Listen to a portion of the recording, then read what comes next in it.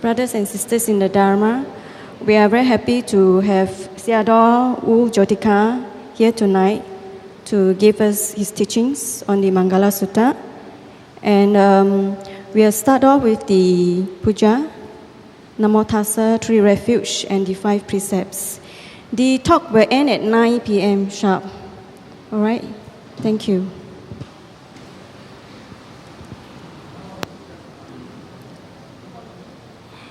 Please repeat. Namo Tassa Bhagavato Arahato Samma Sambuddhassa. Namo Tassa Bhagavato Arahato Samma Sambuddhassa. Namo Tassa Bhagavato Arahato Samma Sambuddhassa. Now let's take the triple refuge. Please repeat. Buddham Saranam Gacchami. Dhammam Saranam Gacchami. Sangham Saranam Gacchami. Dutiyampi Buddham Saranam Gacchami.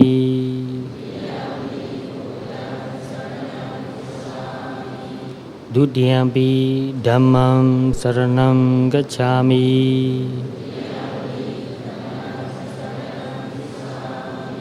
Dutiyampi Sangham Saranam Gacchami.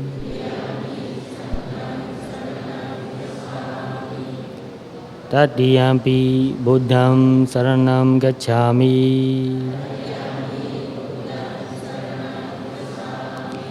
Tatiyampi Dhammam Saranam Gacchami. Tatiyampi Sangham Saranam Gacchami.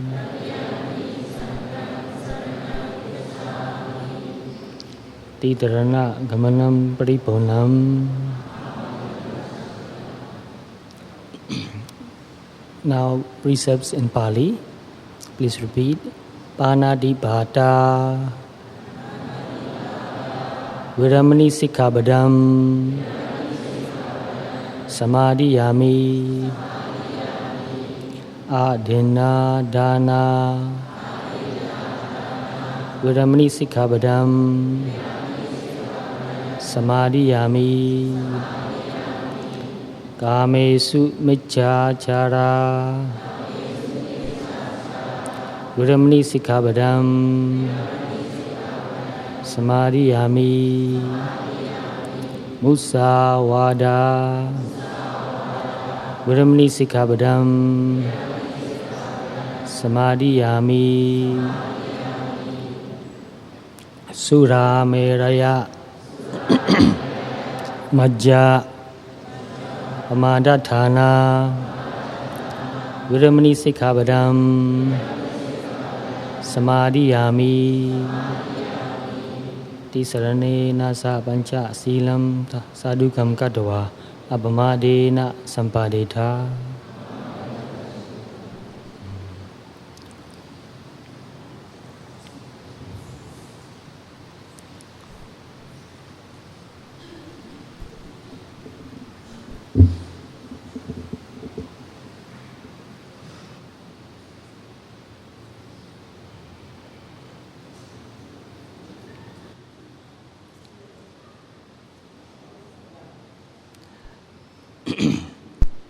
All of you know that today I'm going to talk about Migala Suta.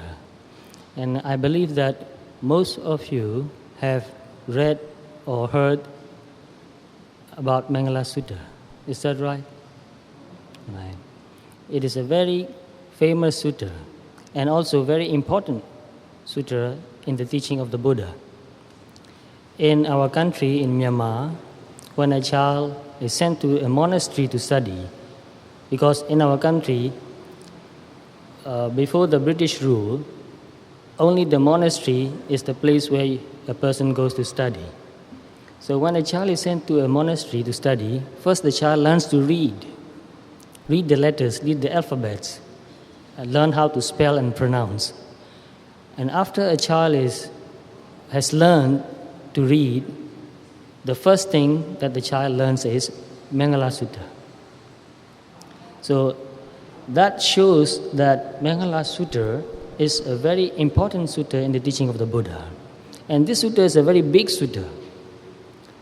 I'm not sure whether I can finish the whole sutta today, but anyway, I will try to give you a glimpse of what this sutta really means. When I was young, when I was interested in reading Dhamma books, at that time I was about 12, 13 years old.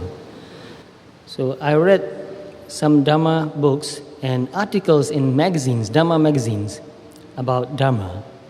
And I came across this sutta. I got very interested in this sutta since then, and I'm still very interested in this sutta. I still read the sutta because I've memorized it also. Sometimes I memorize the sutta and think about some points in the sutta again and again, and found out that this is one of the most important teaching of the Buddha. For example, let me tell you one instance in my life. As most of you know that my parents were not Buddhist. I'm not a born Buddhist. I became a Buddhist when I was 25. But I started reading Dharma since I was 12. So I took quite a long time. So whatever I do, I take time. I'm not in a hurry to make any decision, especially such an important decision as to choose a religion which I will practice and live. So this is a very serious decision for me. Therefore, I took quite a long time, 12 years, 13 years, studying and practicing without saying that I was a Buddhist. So when I first read these sutras, to tell you, my parents got very upset because they thought that I was becoming a Buddhist, and they did not like that. Then I told them, read this first and see if you can find anything bad or wrong in this sutta. So they won't read the book. Then I read the book for them. I said, just listen, let me read it. So what is the first point in the Migala Sutta? Can anybody help? The first Migala. Please, louder please. Of course, most of you know that. In Pali it is Asevanacha Balanam. In Burmese we pronounce in a slightly different way. We pronounce Atevanasa Balanam. And the meaning is not to associate with fools. So I asked my parents, this sutta teaches that we should not associate with fools. Is that good or bad? What do you think they will say? They did not say anything. Because they know that it is good, it is true, it is right, it is important, it is beneficial. So another point I read for them is, Buddha said, Mata Pitu Upathanam. What does that mean? To look after your parents. So I asked them again, is this good or not? You know what they say? They did not say anything. They did not want to say it is good. People are so biased. I'm not blaming them, it's common. Most people are biased. So I said, look, this teaching gives this advice: look after your parents. If you think this is not good, I'll reverse that. I'll do it the other way. Do you like that? And they did not say anything.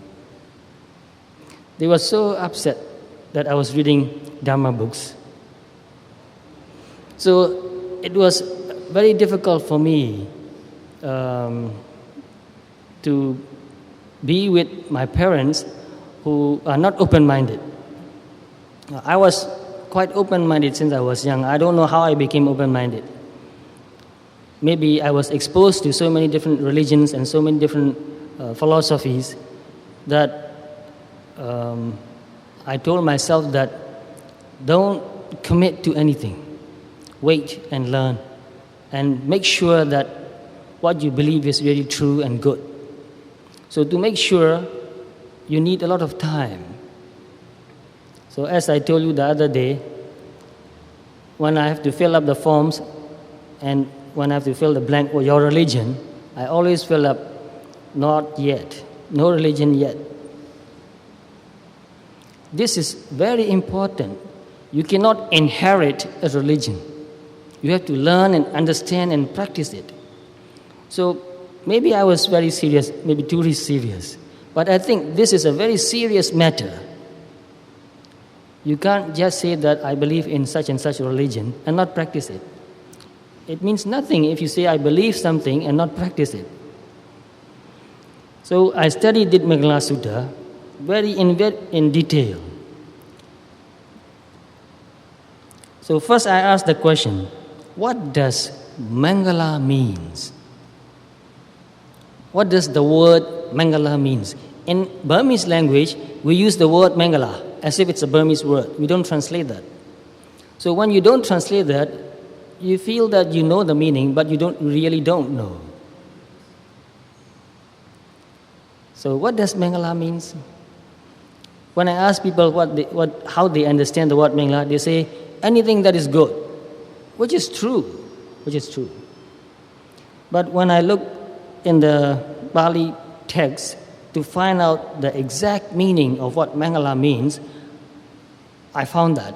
And when I found that meaning, it made me feel more seriously about this sutta.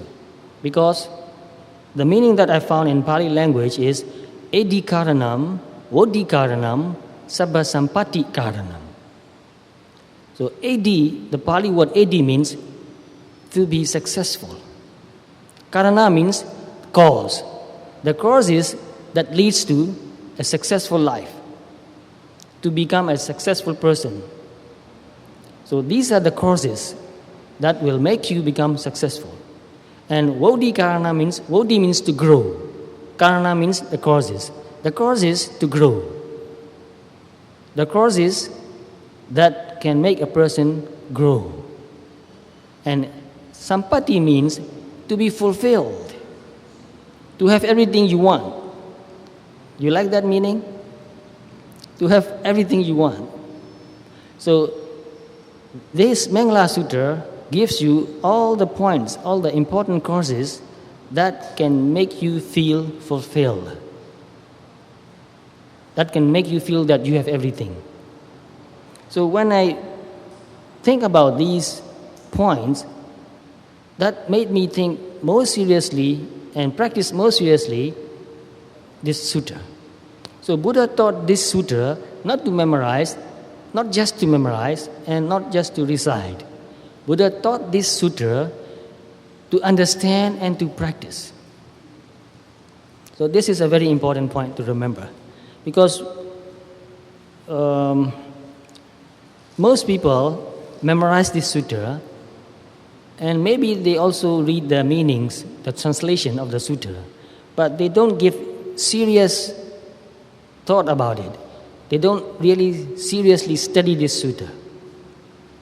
And also, most people memorize it, and in their daily life, they don't remember that. They don't remember to put that into practice.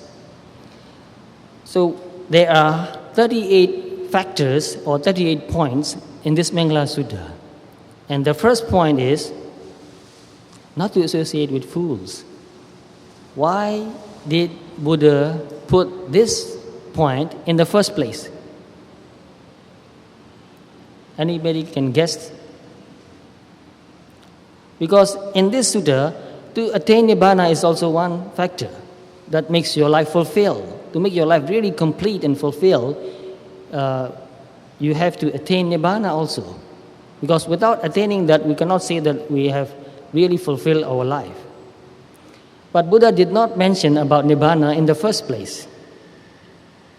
Instead, Buddha gave the advice first not to associate with fools. Why? Please, if you have any idea.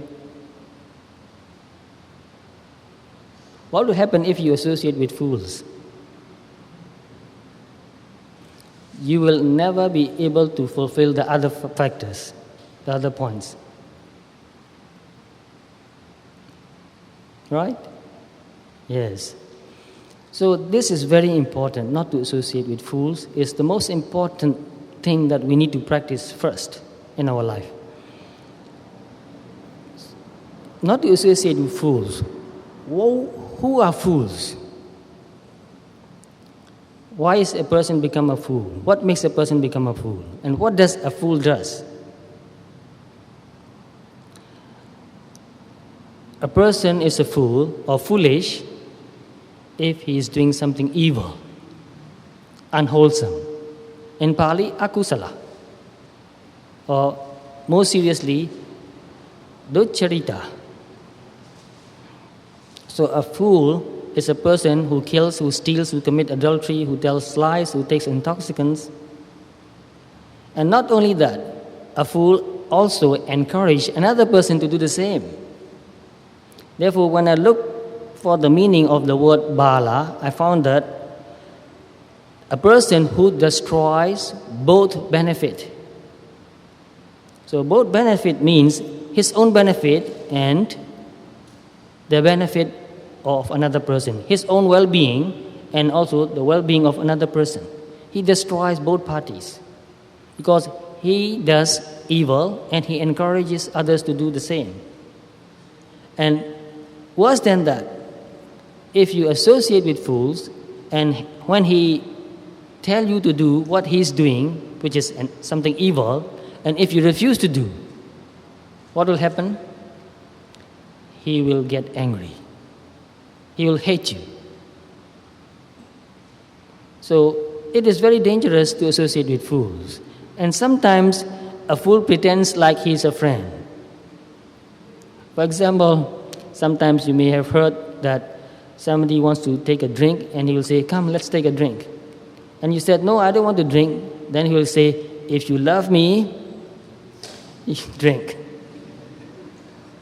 So sometimes a fool pretends like a friend. How many times have you heard that? Many, many times. So a fool encourages another person to do evil. And a fool destroys the well-being, the benefits in this life, and also the well-being and benefits in future life also. Both. This life and future life destroys both. So therefore, it is very dangerous to associate with fools. And when I was discussing about this sutta in America, because I lived there a long time in a meditation center, and people spend months there.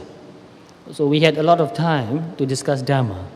So I was discussing this point with the people who live in the monastery, and I told them that it is very important not to associate with fools. Because if you do that, you will never be able to fulfill the rest of the Mangalas.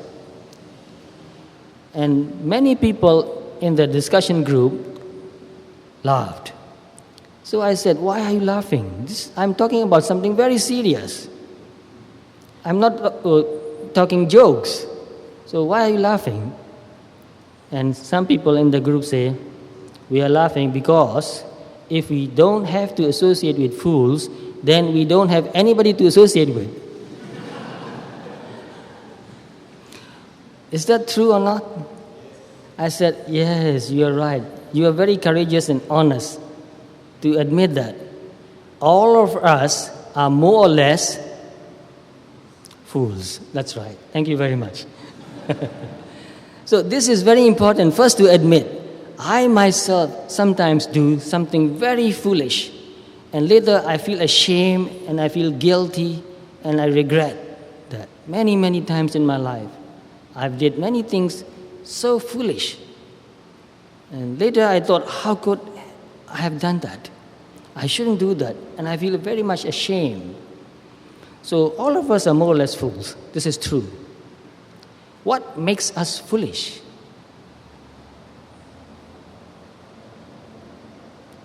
Just guess. Please? Right. Greed, ignorance, yes. And many others.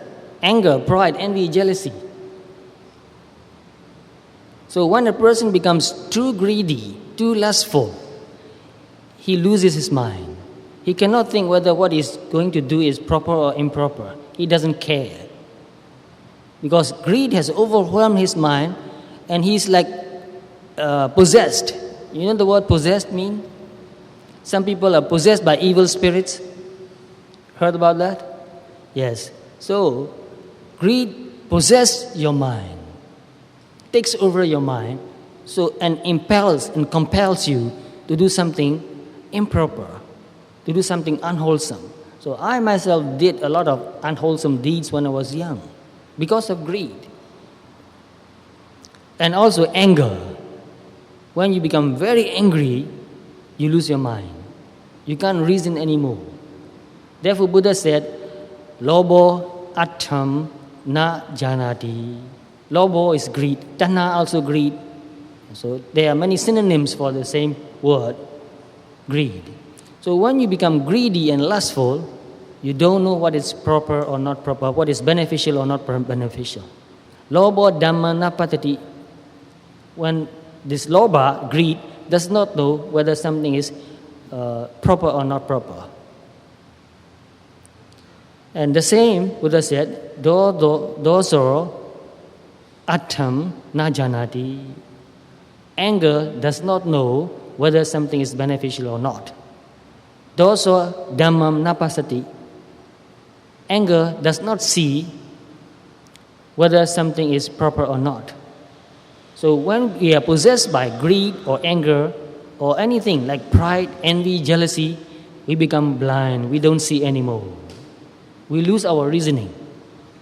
We lose our sense of propriety. So therefore, in reality, it's greed or anger or pride or envy or jealousy and the whole company makes us foolish.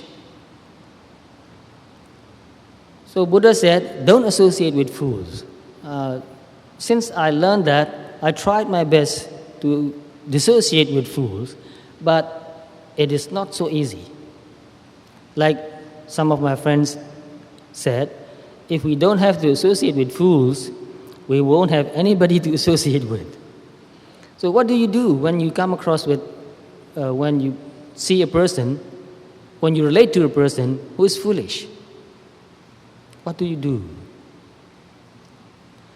So some of the elders, some of the people advise us that when you cannot avoid fools, don't take his advice. In Burmese, we have a very, very beautiful saying, Ko pao se ko.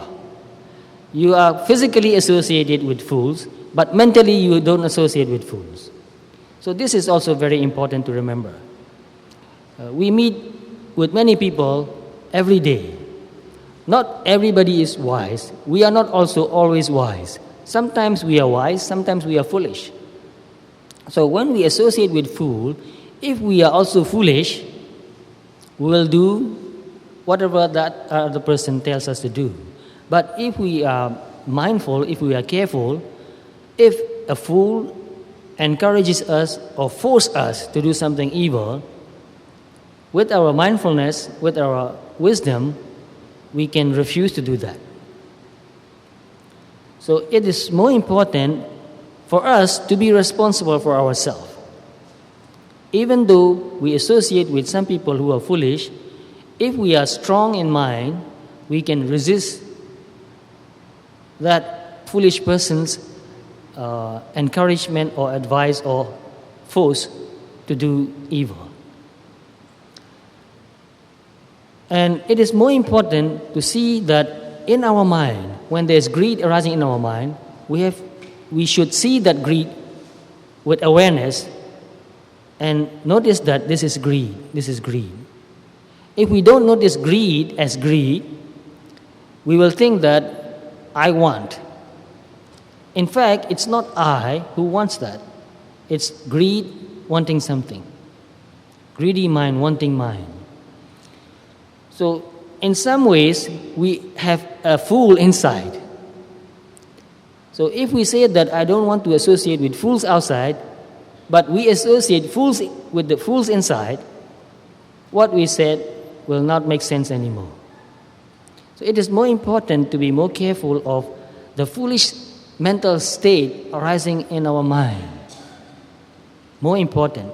If we are overwhelmed by greed or anger or pride or any other negative mental states, we will not be able to resist another person's foolish advice. Therefore, it is more important not to associate with the foolish mental state. And in Satipatthana Sutta, which most of you are familiar, Buddha said, Sa ragam va chittam, sa ragam chittanti bhajanati. Raga, the same. Raga means also desire, greed, lust. So when there's lust arising with mind, one knows that one means a person who is meditating. So a person who is meditating, a person who practices Satipatthana knows that there is greed arising in the mind. So there is greed arising, not me or mine. Greed is not I. Greed is not me. Greed is greed. So when we can see that greed is greed, not I, not mine, it is easier for us to be dissociated. Because when you think or when you feel that I want, I and wanting becomes together, one. So when you put the two together, you associate the two. I and greed are together and one. So it is more difficult to control or even to overcome, harder to overcome any kind of desire when you think that it is you who want something. But when you can dissociate or step back and watch this greedy mental state and see that very clearly there is greed, this is greed.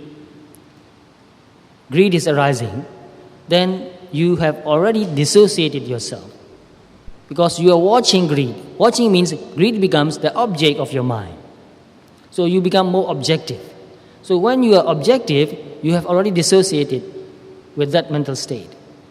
So that's what we should learn to practice and do in our daily life. Because when we are greedy, we will make a very wrong decision.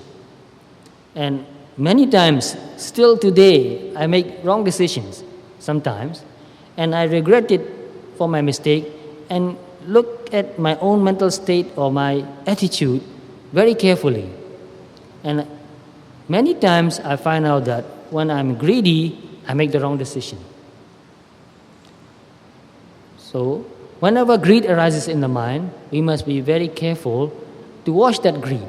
We may not be able to overcome greed totally, but when we are aware of that, we don't let greed run our life. So don't ever let greed run your life. When you have any kind of desire, you can watch the desire. Desires are many things. You desire for many things. So when something that you want is not evil, you can do what you can to get what you want in proper way. So, for example, when you want money, you don't go and steal or rob. What do? you work for it, it's still desire, it's still greed. We want money, we want a lot of money. How much money do you want? You laugh, so I know. Limitless. We don't have any limit to how much we want. But if you have to work for it, then you know that you must have a limit, because you only have so much time and energy. So whether you have your own business or whether you work for another person or for a company, there's a limit to how much money you can make. So you have to be content with that amount.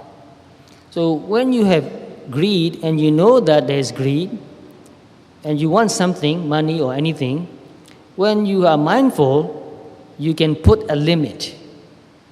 But when you are not mindful, you cannot put a limit. No matter how much you get, you still want more and more.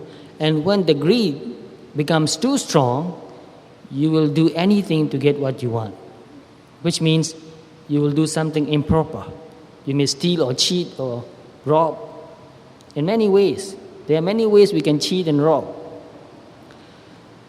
So the important point is not to totally to overcome greed in the beginning. In the beginning, the important point is to be aware of this mental state, greedy mental state. So greed is a mental state. Anger also is a mental state, not a person, not a thing. It doesn't last forever. So when we can watch these mental states, we already dissociate ourselves from this mental state. We don't let this greedy mental state, foolish mental state, take over our mind, take over our body, take over our life. So when I practice this Mahasatipatthana Sutta, I understand this Migala Sutta more deeply. When you put the two together, then you really know what to do. Because to dissociate with the fool outside, a foolish person, is easier. But to dissociate with your own mental state, with your own foolish mental state, is much more difficult. And it is more important not to associate with foolish mental states, not to let foolish mental states run our life, and do evil deeds. And the same way with all other negative mental states.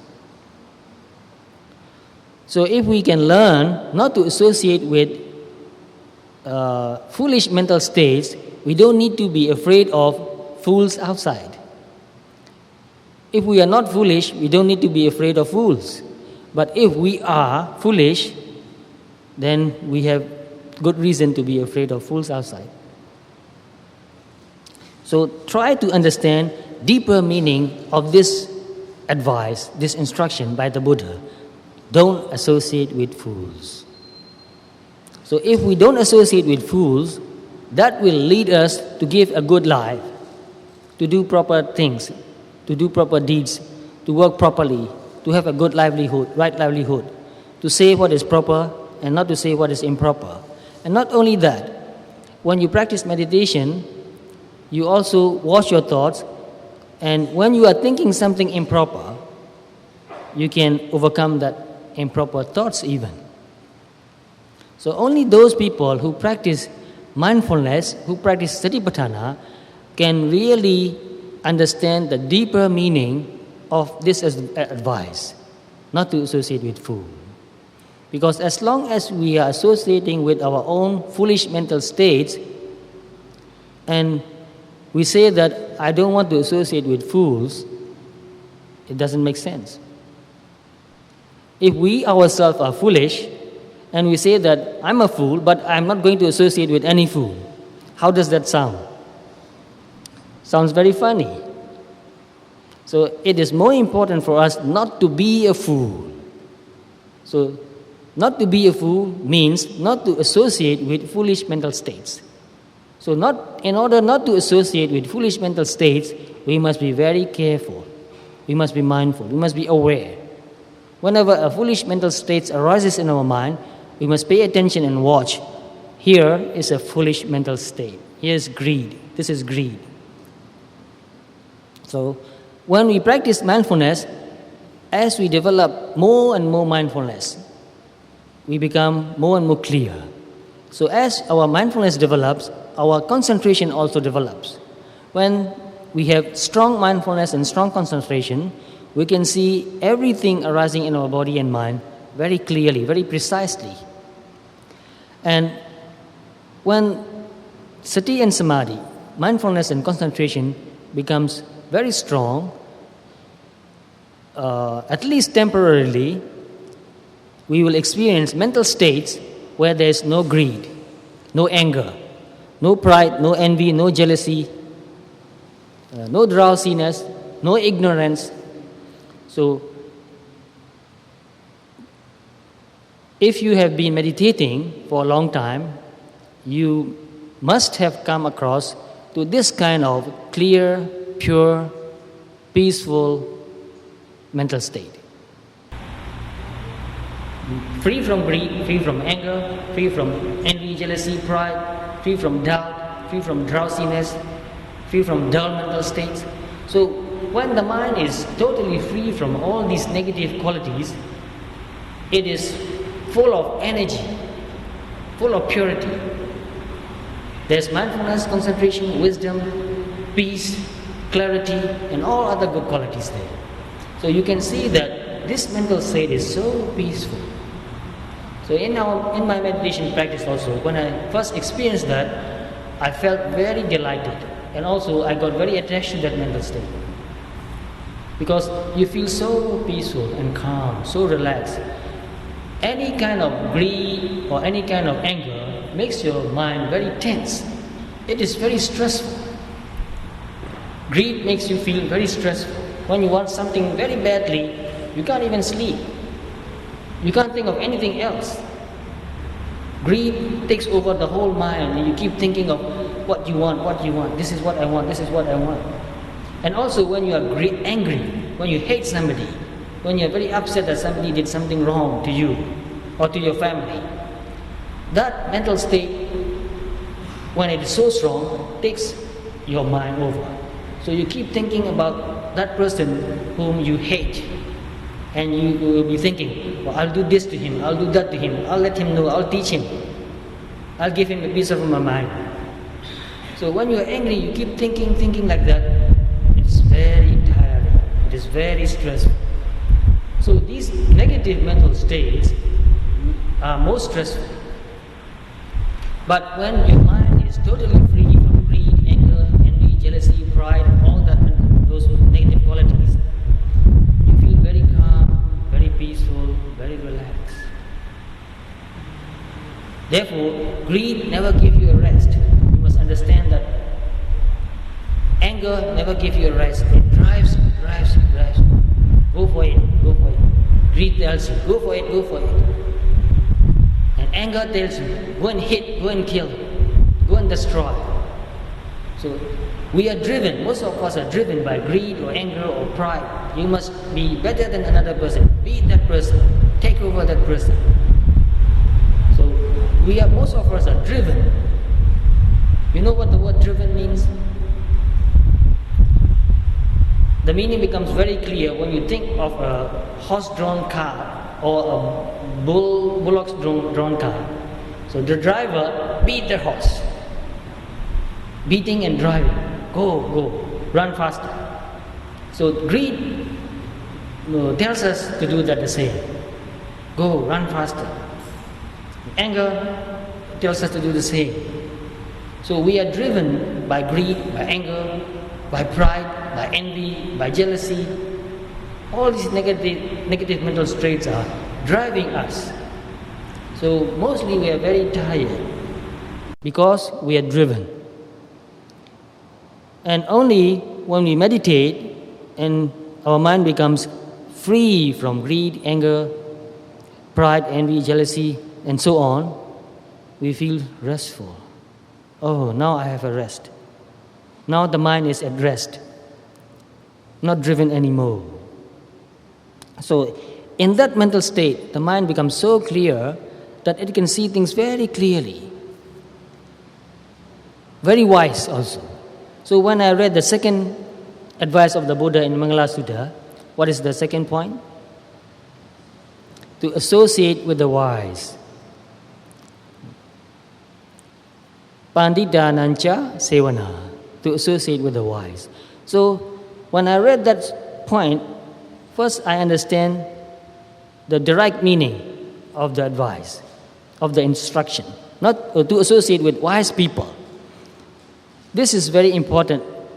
To associate with those who are wise is very important because we can learn good things from the wise persons, and a wise person does not do anything evil, and he does not encourage anybody to do anything evil. A wise person does what is good, what is proper, what is beneficial, and he also encourages others to do the same. So I have associated with many people who are much wiser than me. My teachers, they are much wiser than me. They are wise. So they have learned the Dhamma. They have been practicing the Dhamma for many, many years. So they have trained themselves. They have tamed themselves. They have overcome most of the defilements. So being with somebody who is calm and peaceful and wise makes you feel also calm and peaceful and wise. Because a wise person always encourages you to do what is good, what is proper. So I've met with many good teachers and learned from them many wise lessons, instructions. And because of their encouragement and instructions, I've practiced them too. But it is not always easy to associate with a wise person. Most of my teachers have passed away.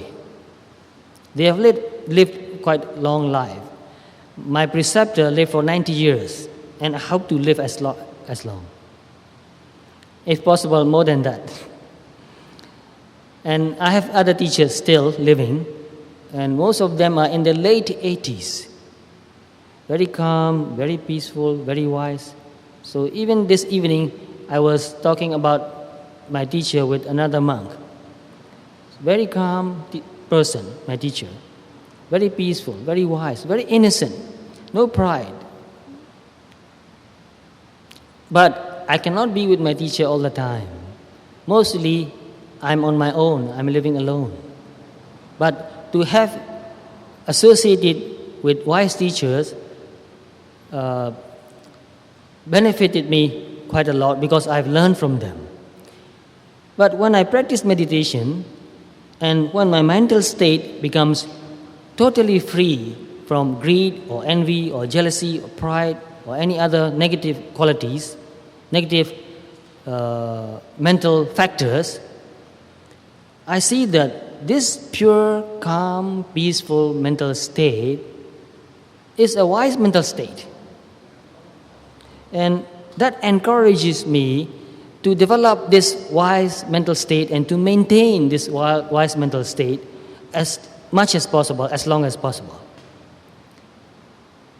Therefore, I understand the meaning of the second advice of the Buddha to associate with the wise in a different way, to cultivate wise mental state and to associate with that mental state. I noticed that when my mind is totally free from greed or envy or jealousy or any other negative mental qualities, I do not make a wrong decision. So even now, whenever I want to make an important decision, I'll try my best to calm down my mind, to meditate, to be mindful.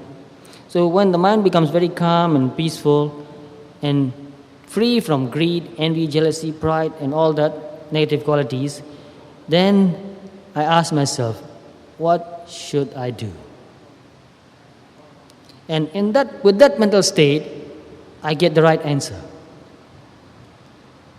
Therefore, it is very important to cultivate wise mental states. We can do that. All of us has that quality, that potential. We are born with mindfulness. This quality which we call mindfulness. We are born with it. And when we cultivate this mindfulness to a very high degree, we also develop strong concentration, and with that mindfulness and concentration, we look at anything, we see very clearly. So seeing clearly is wisdom. Seeing what is really there is wisdom. And with that wise mental state, if we want to make a decision, we will make the right decision. And we will never regret having made a right decision.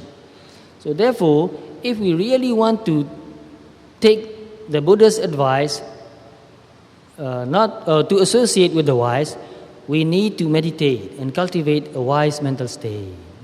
Because what's the use of associating with a wise person and not to cultivate a wise mental state, not to become wiser? It's no use. So when we associate with a wise person, we associate with that person because we want to become like that person. So whenever I read about the Buddha, since I was young, I want to become like a Buddha. I'm not like a Buddha yet. I want to remind you that. And also when I met my teacher, I look at him. He looks so calm and peaceful. And whenever I asked an advice from him, he never gave me any advice. He never encouraged me to do anything evil. So I look at my teacher and I thought, I want to become like him. So when you associate with a wise person, you want to become a wise person. And when you want to become a wise person, what do? You practice Dharma, you practice meditation, you practice mindfulness. You watch what you thought, what you are thinking. You watch your thoughts. So if we want to become wiser, we must watch our mind. We must see what we are thinking mostly. So only when we practice Satipatthana, and especially Chittanupassana Satipatthana, we can become wiser. So this is the gist of what I understand about these two Mangalas. So if we practice these two, we will feel that when we become wiser, we will feel that we are successful. When we become wiser, we will feel that we have grown up. Because if you are still foolish, you cannot say that you have grown up. So to grow means to become wiser. So only if we can practice Dhamma, we can become wiser. So to grow, and also when we become wiser, we feel fulfilled. We feel like we have everything we need. So unless we become wiser, we will never feel fulfilled. Because greed never feels fulfilled. Greed always want more. Always lacking, always wanting. And when we practice these two well, we can also develop other qualities. With that kind of mindfulness and awareness and wisdom, we can do anything we want to do in our life and do it well. For example, if you are a student studying and you meditate and develop a calm and clear and strong mind, and when you go to study, you'll find that it's much easier for you to study. Why? Because you're not greedy. If you don't meditate and you have seen many things all day and your mind is overwhelmed with greed, when you are studying, you'll be thinking of what you want. I want to eat this, I want to eat that, I want to go and see this movie or that movie, watch that television show, or go out and have a good time with friends. Although you are reading and studying, most of the time you are thinking of what you want. So you cannot really study well. You may be sitting and studying for 1 hour, for example, but in that 1 hour, mostly you are thinking of what you want. So you are not really using 1 hour to study. More than half of that time, you'll be thinking of what you want. And the same way, when you're angry or upset, when you hate somebody, you cannot concentrate on what you're doing.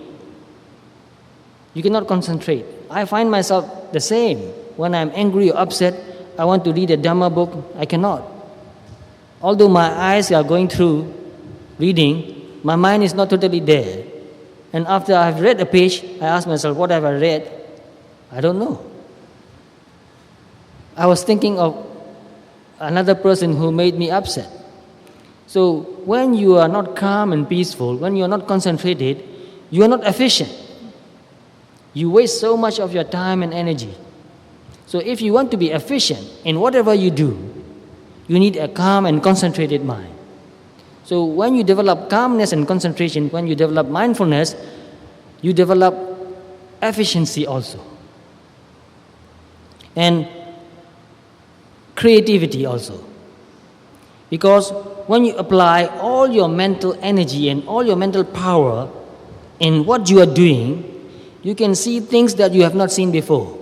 Even reading can be very creative. When you are reading with your mind thinking of something else, you cannot really understand the deeper meaning of what you are reading. But when you are reading with full concentration, you can see and understand deeper and deeper meaning. So I've read many books since I was young, but after I've meditated, I read the same books that I've read before, and I found that I understood the meaning much more deeply. Dhamma books and other books too. So when you have developed concentration, when you have developed calmness, when you have developed mindfulness, even reading becomes more creative. So these are a few examples that I gave you, that developing calmness, developing mindfulness makes your life more creative and also more enjoyable.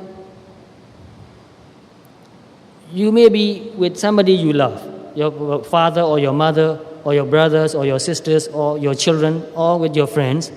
But if you are possessed with greed or anger, you cannot really enjoy your friendship. You cannot really pay attention to what your parents are saying or what your brothers or sisters are saying or what your children are saying, because your mind is possessed. You cannot enjoy this relationship. But when your mind is free from anger or greed or any other negative mental factors, you can pay complete attention to the person you are with. You can really communicate, you can really listen, you can really talk. So you may have experienced many experiences with people. You are talking to that person, but that person is not paying attention. How do you feel? You feel very frustrated. Oh, what's the use? Talking to mom is useless. She's so busy thinking about something else. Oh, don't go and talk to dad. He's always thinking about his work. He's always worrying. He won't listen to you. He will say, yes, yes, yes. And you ask him, what do you mean? He has no answer. So to talk with a person who is absent-minded is really not satisfying. So even talking with another person and enjoy that conversation, you need to have a strong concentration. So reading a book or talking with another person or even eating your food needs concentration if you really want to enjoy. So you have experience, and I do have experiences too. I was so involved or worried about something, and it's time for me to eat. I sat down and put food in my mouth, chew and swallow, chewing and swallowing, not knowing, not paying attention. And I finished eating and filled my stomach, and I thought, what did I eat? I don't know. So mostly we are living our life half awake only, very absent-mindedly. Most of us are like sleepwalkers. You know what sleepwalkers mean? There's a kind of mental disease. People wake up in the middle of the night and they go out and walk and do some things, and in the morning you ask them, what did you do in the night? They say, I don't know, I didn't do anything. And also, some people use the word automatic pilot mode. You know what automatic pilot mode means? In flying the planes these days, they have computer controls, automatic. You set the numbers, height and speed and direction, and just let the plane fly. You don't need to control anything. Most of us are living our life in automatic pilot mode. We are not really in control. We are doing things, sometimes we don't make much mistakes, but we are not really aware. We eat automatically. We walk automatically. Not really there. So, if you are not really there, are you still living? Are you really living? So one writer who writes many books about meditation practice wrote that if you are peeling an orange and if you are not doing it mindfully, in that time, in that moment, you and the orange does not exist. See what that means? If you are doing something unmindfully, if you're not paying attention, you are peeling an orange and you are thinking of something else, not aware, not mindful, in that moment, you and the orange does not exist. So, when we are mindful, that's the time we are really living. When we are not mindful, we are not really living. So if you want to feel alive, if you really want to feel alive, you need to be mindful. So when you are mindful, that's the time you've got to live. When you are not mindful, you lost that. So we want to live a long life. How long do you want to live? Yes, some people say that they want to live 100 years. I do want to live for 100 years too. But if you live 100 years mindlessly, automatically, what do you say? If you live for 100 years, unmindfully, automatically, would that be meaningful or satisfying? No, not at all. So, even if you live for one day mindfully, that's more satisfying. Therefore, Buddha said, to understand the Dharma and to live mindfully, even for one day, is much better than to live for 100 years and not to understand Dharma and not to live mindfully. So, this is very serious, very important. We want to live a long life. But if you waste your time, even though you live a long life, it's not satisfying, it's not meaningful, it's worthless, meaningless. So if we want to make the most of our life, we need to be mindful. So we want to make the most of our life. I want to live my life efficiently. I'm also very greedy in some ways. I have a plan to make one life as if I've lived two lives. I can make my life more efficient. And if my efficiency doubles, it means that I've lived twice as much. So therefore, I try to make the best use of my time. I try to make my life more efficient. So living mindfully make your life more efficient. You learn more, you see more, you experience more. You can do so much more if you are mindful. If your mind is not possessed by greed or anger or pride or envy or jealousy, you don't go out and do foolish things and waste your time. You do what is really important, what is necessary, and feel very happy and satisfied that you have done something very useful. So most of us spend so much time doing things which are not so useful. So we must be very careful about that. If we are really serious about making the most out of our life, we must learn to be mindful. And that's what the Buddha advised us every day in his life. He said, be mindful, be mindful. And this is the last advice he gave just before he passed into Nirvana. Be mindful. And the third, Mangala, what is that? Pujacha Pujaneyanam. We Burmese pronounce that as Pujasa Pujaneyanam. And the meaning is to honor those worthy of honor. Why is it so important to honor those who are worthy of honor? Why is it so important for our success, for our growth, and for our fulfillment? So remember, Mangala means that which helps a person to grow, to succeed, to be fulfilled. So why is it so important to honor those who are worthy of honor? And who are those who are worthy of honor? Well, most of you know that Buddha, Dharma, Sangha, worthy of honor. But also our teachers, our parents, they are also worthy of honor. So why is it so important? What do we mean by honor? And there are many ways to honor a person. When we pay respect to a person, when we pay respect to the Buddha, we are honoring the Buddha.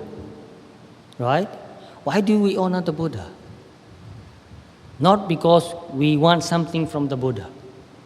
When we pay respect to the Buddha, it's not because we want something from the Buddha. When we pay respect to the Buddha, we do that because we understand and appreciate the qualities of the Buddha. It's the qualities of the Buddha which we are honoring, which we are bowing down to. So why do we honor the qualities of the Buddha?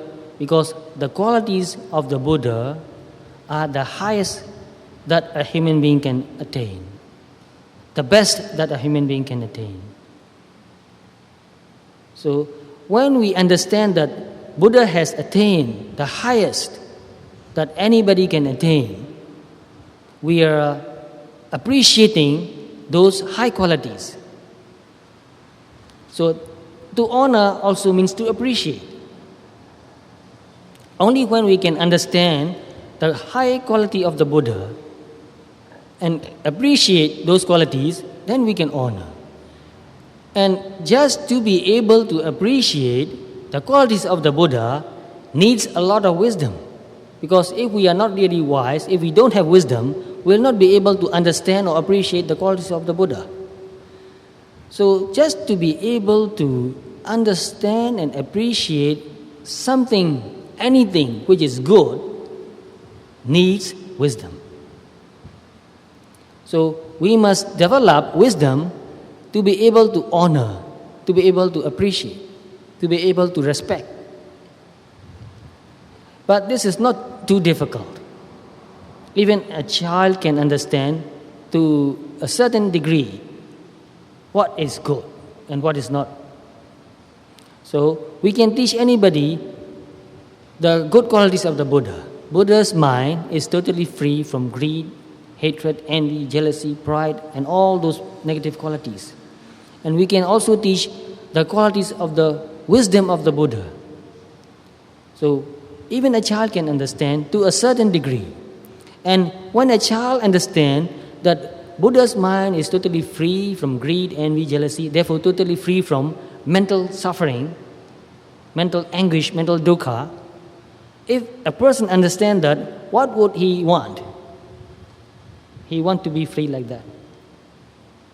So therefore, when we honor somebody, we are also in some ways aspiring to become like that person.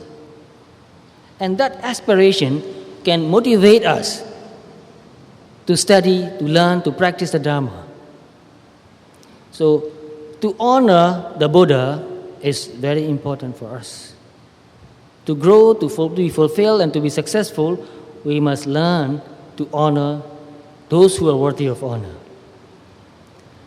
And many teachers told me, and I've read in many books too, there are some people who contemplate on the qualities of the Buddha. So you may have read the same stories, similar stories. And many teachers, they told me that when they cultivate on meditating on the qualities of the Buddha, they wanted to become a Buddha.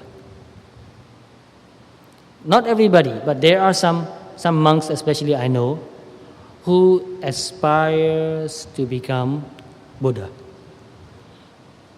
And where did they get that aspiration? How did they get that aspiration? By learning, by studying the qualities of the Buddha. So knowing any good quality of another person is good for us. Not only the Buddha, take the meaning, wider meaning. Knowing any good quality of anybody helps you to grow. It's good for you. It's good for me.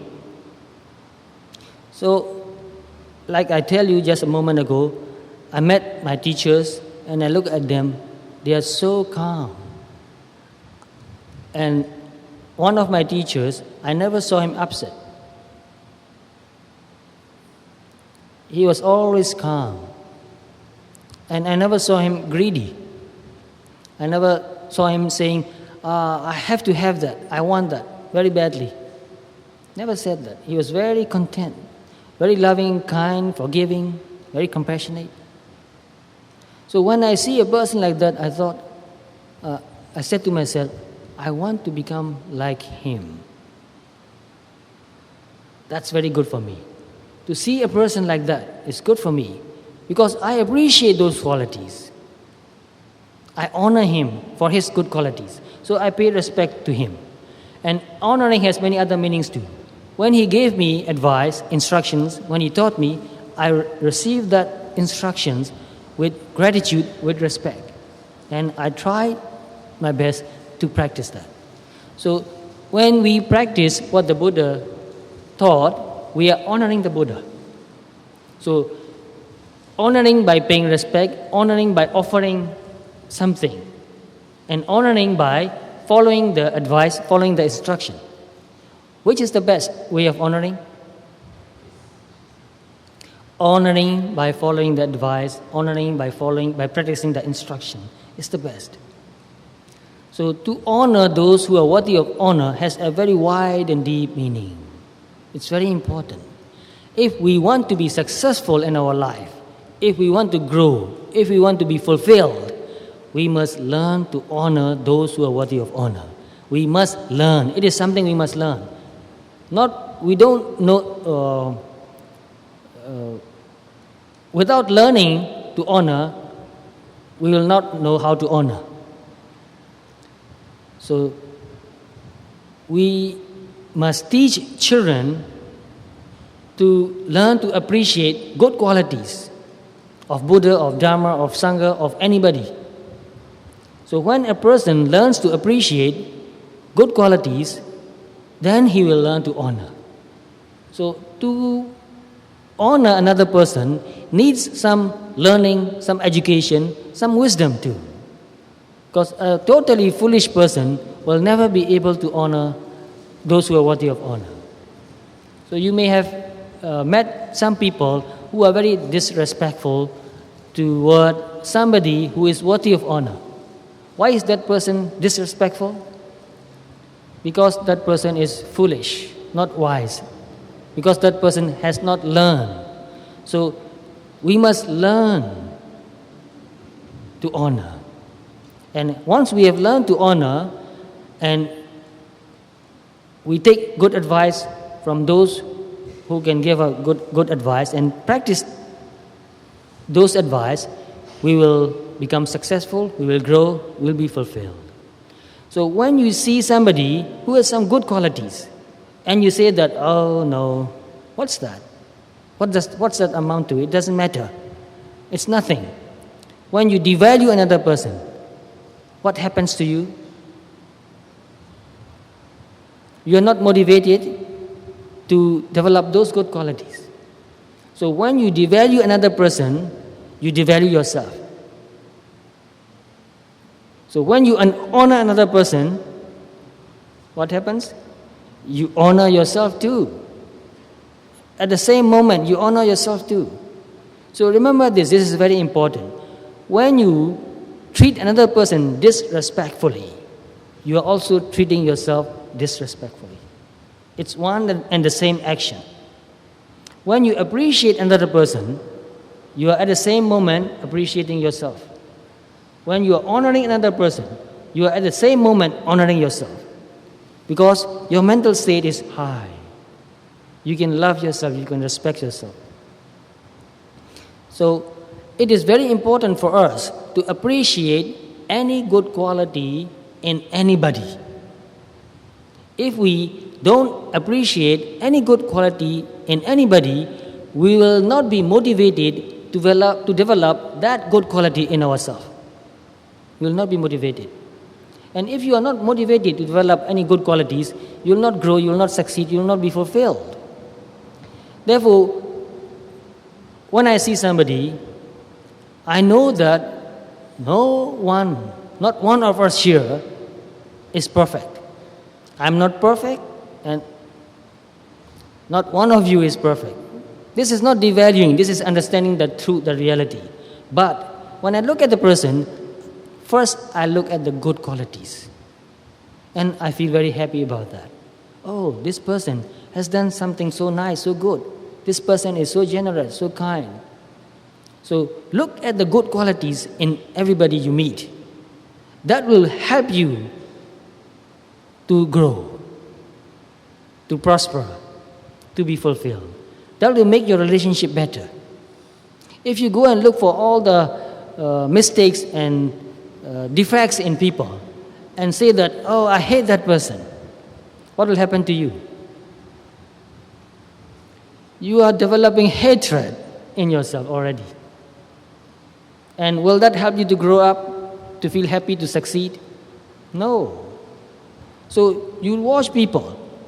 There are some people who are doing very well in their life. They are happy, they are healthy, they have enough money. They may not be millionaires or billionaires, but they have enough money. They have good friends. And watch what helps them to become like that. You'll find that these people appreciate good qualities in their associates, in their friends. They see good qualities in people. So to become successful, to grow up, to feel fulfilled, we must learn to see good qualities in everybody. So there are many people I met, and one great monk, a very successful teacher, he established a very big monastery in Burma.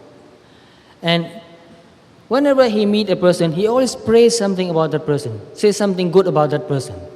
So one of his friends, who was just a few years younger than him, therefore they can talk openly, asked this teacher, Sayadaw, you always say something nice about people.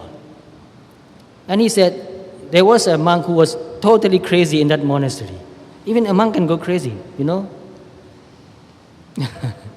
So there was a monk who was totally absent-minded and totally crazy.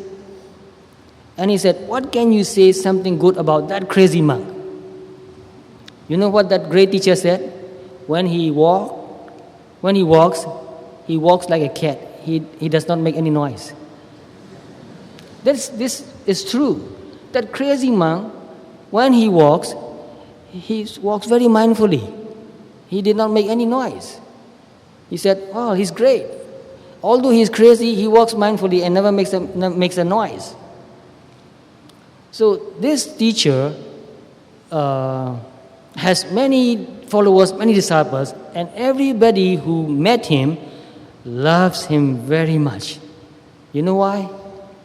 Because they know that this teacher sees what is good in me. You see that? If somebody is looking for what is bad about you, what will you feel? How will you feel when you meet that person? You don't feel happy. Can you love that person who is always looking for what's wrong about you? Of course not. You don't feel happy. You don't want to go and see that person. And that person cannot help you to become better. If somebody is always looking for what's wrong about you, what's bad about you, that person cannot really help you become better. So, especially I want younger people to understand this. Look for the good qualities in you. Look for the good qualities in other people. All of us has goodness. Everybody has goodness. So if you want to be successful, if you want to grow, if you want to feel fulfilled, even be happy, if you want to have many good friends, because without good friends we will not be successful. So if we want to have good friends, many, many good friends, look for the good qualities in people. So looking for good qualities and appreciating is also honoring. So when I read this, I started thinking with real concentration. I started thinking, what does this mean? And gradually this meaning came to me. I said, psychologically this is very important. If I want to be happy and successful, I must look for what's good in me and I must look for what's good in other people. I must honor good qualities in people. So, this is the advice of the Buddha. If you want to be successful, if you want to grow, if you want to feel fulfilled, honor those who are worthy of honor. And in some ways, all of us are worthy of honor. In some ways. All of us has goodness. So many of you here, how many here? Can you guess? So, this is the advice of the Buddha. If you want to be successful, if you want to grow, if you want to feel fulfilled, honor those who are worthy of honor. And in some ways, all of us are worthy of honor. In some ways. All of us has goodness. So many of you here, how many here? Can you guess?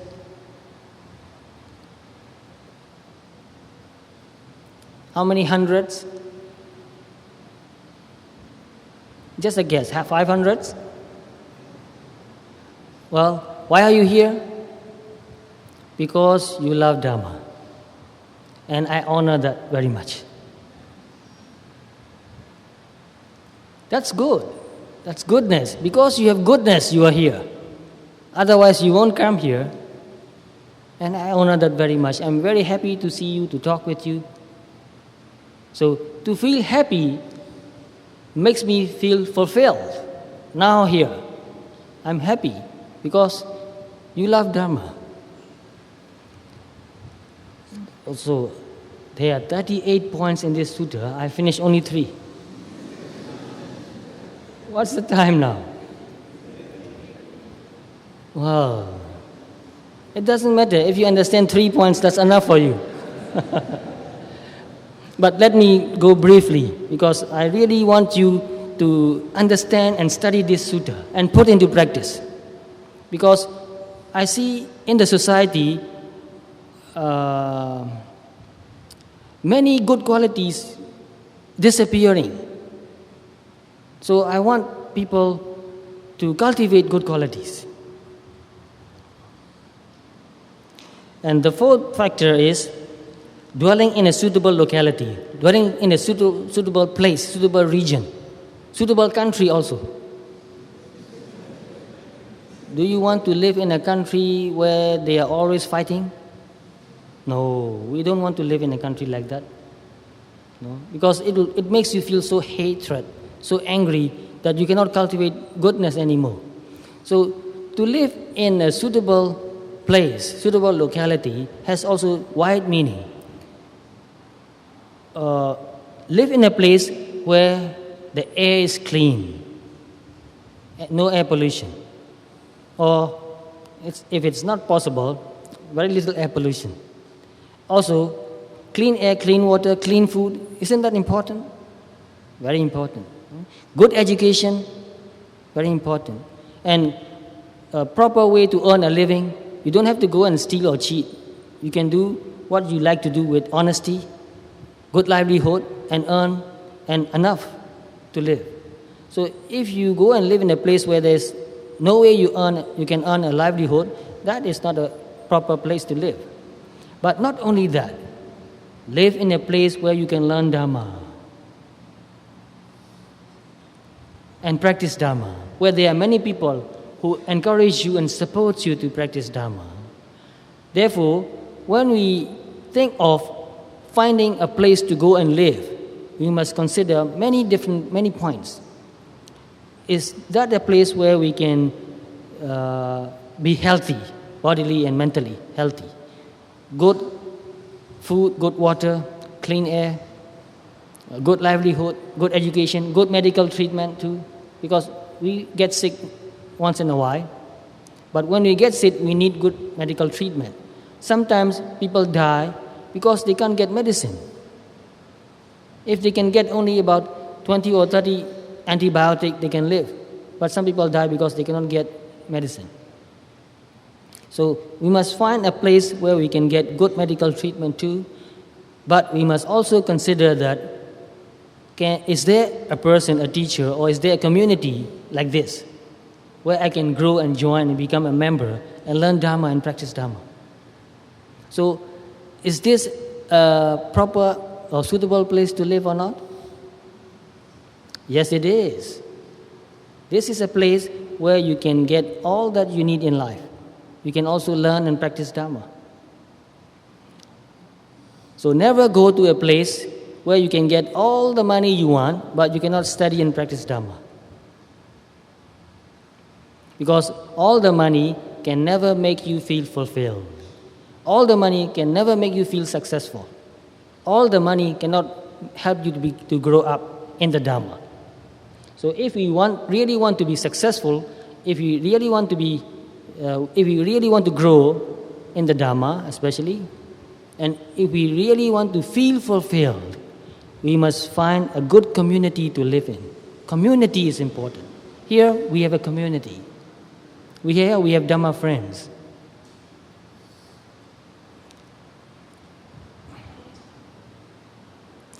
And another point is, and good deeds done in the past. When you have done something good and you remember that, how do you feel?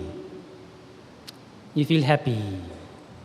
You feel peaceful. Oh, I've done such and such good deeds. How happy I am. And very recently, I've met a man in a meditation retreat. He came to the retreat and he did not ask many questions. He did not say much. But after a few days, he came to me and we discussed about his meditation practice. And he asked me a question. Can I attain any insight? Can I attain enlightenment? I said, of course you can. Why do you ask that question? He said, I have done something terrible. To be exact, he said, I have done something terrible before I got married. So he said only just that. I did not want to ask him anymore. I don't know what he did. So I just guessed what he did. So a guess is only a guess. I'm not sure. But he said that he did something terrible. And he said, because of that, whenever I go and sit and meditate, I remember that and I can't meditate anymore. I feel very unhappy and sad. So I said, you regretted what you did? He said, oh yes, I regretted what I did. Do you want to do the same thing again? He said, oh no. I don't want to do the same thing again. I'm so unhappy that I did that. So you are not going to repeat the same mistake again. So you have learned from the mistake, right? He said, yes, I have learned from my mistake. And you are not trying to be a good person. You are a good person. So I said, you are a good person now. And that's what matters most. Every one of us has done something terrible in the past. In the past. If not in this life, maybe, not only maybe, surely we have done something terrible in our past life. Even the Bodhisattva did terrible things. So we can be sure that we have done something terrible in the past. But we have learned from our mistake. Now we are studying Dhamma, we are practicing Dharma. So I told him, you are a good person now, and that's the most important thing. And when I said that, he cried so much. He really wanted to be a good person. But he felt guilty all the time. Whenever he tried to do something good, he remembered what he did in the past, something terrible. So the past was haunting him. You know what haunting means? The past is haunting him. The terrible deed that he did in the past, haunting him. So having done something bad, something evil, is really does not help you to grow up. So learn from the past mistake, but don't go on thinking about the past mistake. It doesn't help. I can go more deeply psychologically into this point, but I'm afraid I don't have so much time. So to reverse that, when you remember something good that you have done in the past, that makes you feel happy and peaceful. That motivates you to do something good Because your mind is calm and peaceful in that moment, you can do something really good. But if you remember having done something evil in the past and you feel unhappy, and that unhappiness absorbs all your energy, you are not motivated even to do something good. You don't feel that you're worthy of anything good. You don't feel that you will achieve anything good in even though you try to do it. So having done something good in the past helps you to do more good. So that helps you to succeed, to grow, to feel fulfilled. Therefore, it is good to have done good deeds in the past, and it is much better to be doing good deeds now, in the present, today. And Buddha said, don't postpone to do something good. Do it now, because we don't know when we will die. Don't say, tomorrow I will do something good. Do something good now. So we have so many good things to do. And the best that we can do doesn't need any special time or even cost money. So we are doing good deeds now here. What is that? There's one point in Migala Suta. Kalena Dhamma Savanam. To listen to the Dhamma. To listen to the Dhamma when the time is suitable. So this is a very good time, a suitable time to listen to the Dhamma. And we are doing that. That also helps us to become successful, to grow, and to be fulfilled. And practicing mindfulness, you don't need a special place or a special time. You don't need money to practice mindfulness. That's also a good deed. So don't postpone to be mindful. Be mindful now. So it's very good, and it supports you to be successful, to have done good deeds in the past, and it is also very important to be doing good deeds now, in the present. And we have done good deeds in the past, we are doing good deeds now. What can we expect in the future? Good results, good life, happiness, prosperity, growth, fulfillment. We can expect that. If we have not done good deeds in the past, if we are not doing good deeds now, what can we expect in the future? Not much. Don't expect anything. Because we have to pay. We cannot get something for nothing. So it's very important. And another point is to establish oneself in the right course. Have we established in the right course now? I think we do. I believe we do. Learning Dhamma, practicing Dhamma means establishing yourself on the right course. That leads to growth, fulfillment, and success. Because we are learning Dhamma, we are practicing Dhamma, therefore we are trying not to do anything evil. We are trying to do what is good. And that helps us to prosper, to grow, to be fulfilled.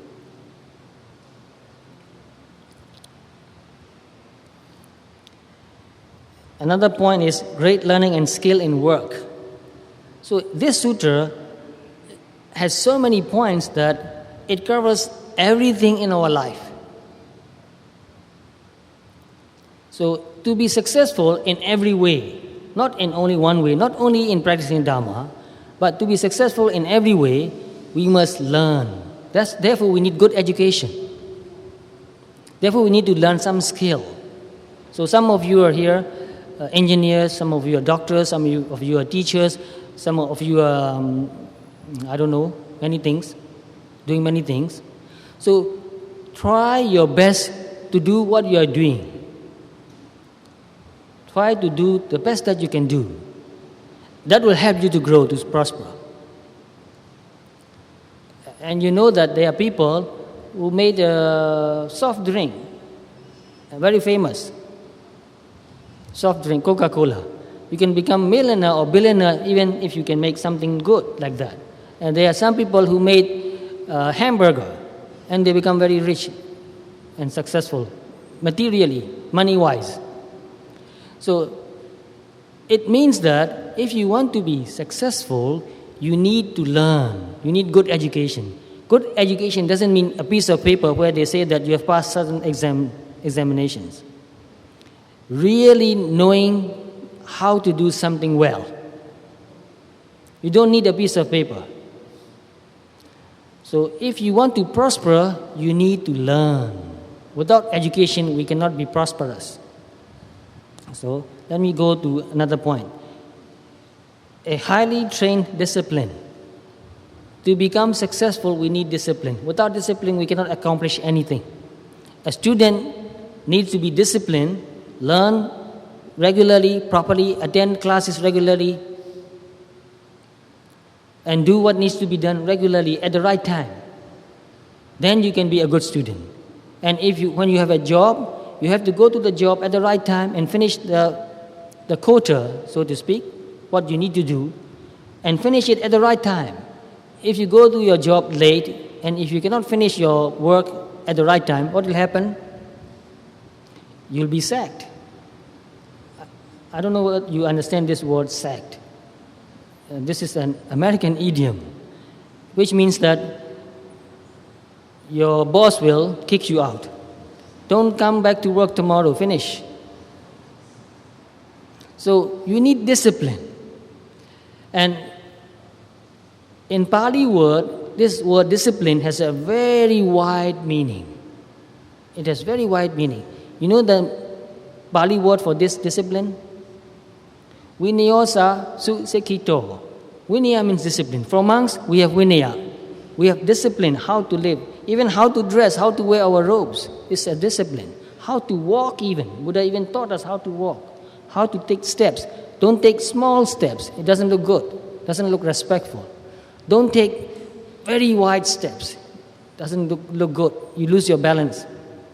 So take steps which are not too wide or not too small. And don't walk with your tip of your toes. How do you say that? Walking with your toes. Don't do that. Don't walk with your heels only. Will that look good if somebody walks on the heels only? Looks very clumsy. You have to walk with your step evenly placed on the ground. So in the Pali books, there's a description of how the Buddha walked. So we learn that and try to understand what it means and try to walk like that too. So when you walk, don't look here and there. If we have to look, we can look. But look in front and walk. Don't keep your head high like this. Don't keep your head down like this. Look straight. So that looks very dignified. Walk with dignity. So Buddha was teaching the monks how to walk with dignity, how to dress with dignity. Cover yourself well when you go out. When you are in your own place, it's okay. But when you go out, you have to cover yourself properly. Doesn't need to be fashionable. So we are not fashionable. We are very old-fashioned. But we cover ourselves well when we go out. This is discipline. When we eat, Buddha said, don't make noise when you eat. Put the food properly in your mouth. Don't let the food come out from your mouth and fall on your plate again. It doesn't look dignified. Eat with dignity. This is discipline. When you drink soup, don't make noise like, don't do that. Put your spoon in your mouth and take the soup in your mouth without making noise. So Buddha made so many hundreds of rules for monks. It's good for us. We need discipline. We need to set good examples. Teachers need to set good examples. Parents need to set good examples. So to set good examples is good for us and it's good for the community too. So if we want our children to be well-disciplined, what should we do? We must be well-disciplined. So only a well-disciplined society can prosper. If all people are not disciplined, all people will do whatever they like to do, what will happen to the society? The society will break down. the society cannot accomplish anything at all. So there are some societies like that, with no discipline. So to succeed, to grow, to be fulfilled, we need discipline. Discipline is good for us. So that's what Buddha advised us to do. If we want to be successful, if we want to grow, if we want to feel fulfilled, we must learn discipline, we must practice discipline. And another point, well-spoken speech. Very important. Personal relationships are very important. Things cannot happen if personal relationships are not good. We cannot do anything good if we cannot relate to each other well. If we want to relate to each other well, we must be very careful what we say. Say the truth, say what is useful. Don't say what is not true, don't say what is not useful. So I can go more deeply into this. I have even written a book on that. The title of the book is in Burmese, but the translation is Speak Mindfully. So speaking is not so easy. It's the most difficult thing. And one of the qualities of the Buddha is Sugato. Sugato means one who spoke well. Why is this a good quality of the Buddha? Only a person who can speak really well can become a Buddha, not otherwise. So speaking is one of the most difficult skill in life. So we must learn to speak well. This is a skill we must learn and cultivate all through our life. So when we say something, we must consider, is this useful? Is this true? So to speak well is one important thing we need to do if we want to be successful, if we want to grow, if we want to be fulfilled. So I want to go more deeply into every point because I see so much in this small instruction, in this short instruction of the Buddha. There's so much we can dig out. But because of time pressure, I cannot go so much in detail. But I hope you can find out for yourself. Learn this. Think about it more deeply. Learn to speak well. You will be successful.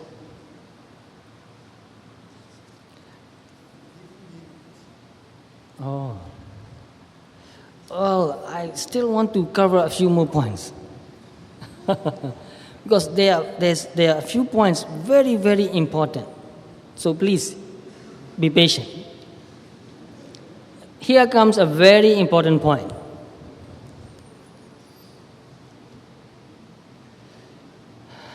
Please pay attention. This is a very important point, Buddha advised, looking after one's mother and father. If you don't look after your mother and father, you will never be successful. You will never grow in the Dhamma. You will never feel fulfilled. So looking after our parent is very important for ourselves. So these days, I've heard many stories about people neglecting their parents, not looking after their parents well. So we must remember that no matter how busy we are, no matter how high position we have, no matter how much money we have, if we cannot look after our parents, we cannot be considered successful.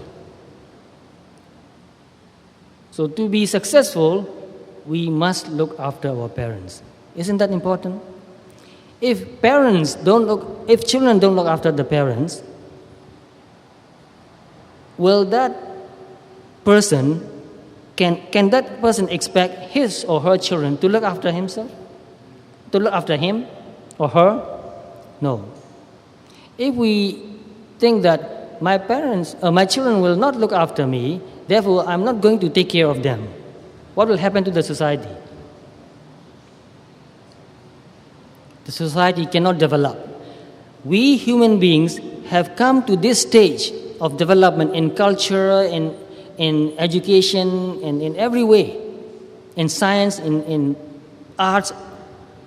We have developed to this stage because our parents looked after us. They gave us everything they had. They educated us. They taught us. So only if we look after them when they grow up, our children will see that. Oh, my parents look after their parents, and I will do the same. And my parents brought me up, they educated me, and I'll do the same for my children. Only when we can do that, the whole society, the whole humanity can grow. So there's another point, caring for one's wife and children. Not only wife, caring for one's husband also is necessary. So we need to care each other. So in a community, in a society where people care each other, people look after each other, that society will grow. That family will grow. So society is made up of families. A family is the smallest unit of society. Father, mother, children, or grandparents also put together. Grandparents and parents and children. It's a unit. So only when we look after each other, only when we care for each other, we can expect to grow. So if we want the whole humanity, the whole community, the whole society to grow, we must take this very seriously. If we don't look after our children, if we don't look after our family, if we don't look after our parents, we will destroy the whole community, the whole society, the whole humanity.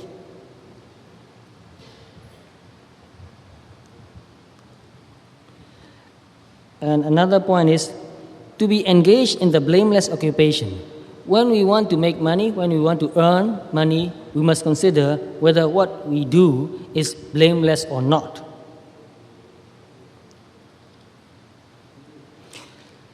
Blameless also has a very wide meaning. If we are doing something improper, that is blameworthy.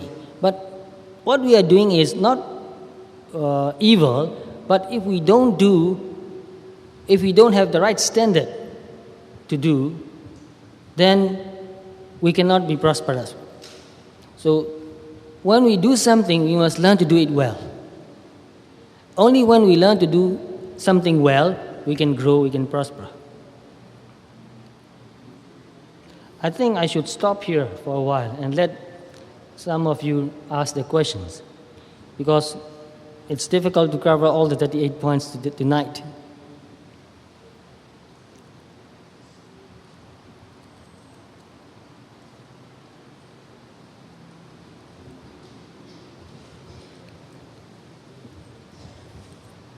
Not finished, I just stopped. It's not the same. Finishing and stopping are not the same. You can stop without finishing it.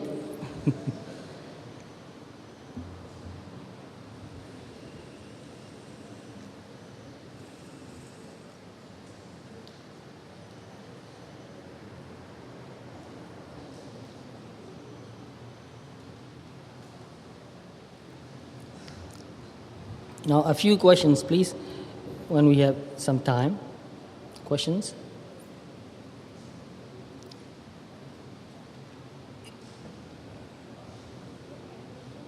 The questions on the paper already, please raise your hand and we'll collect the papers from you.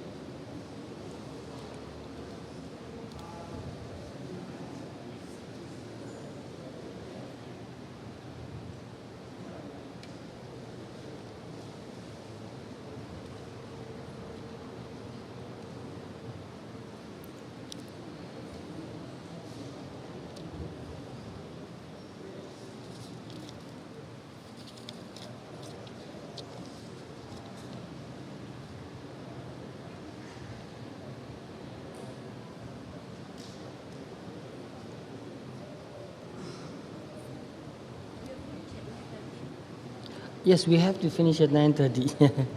Yes. How much time do we have now? Half an hour?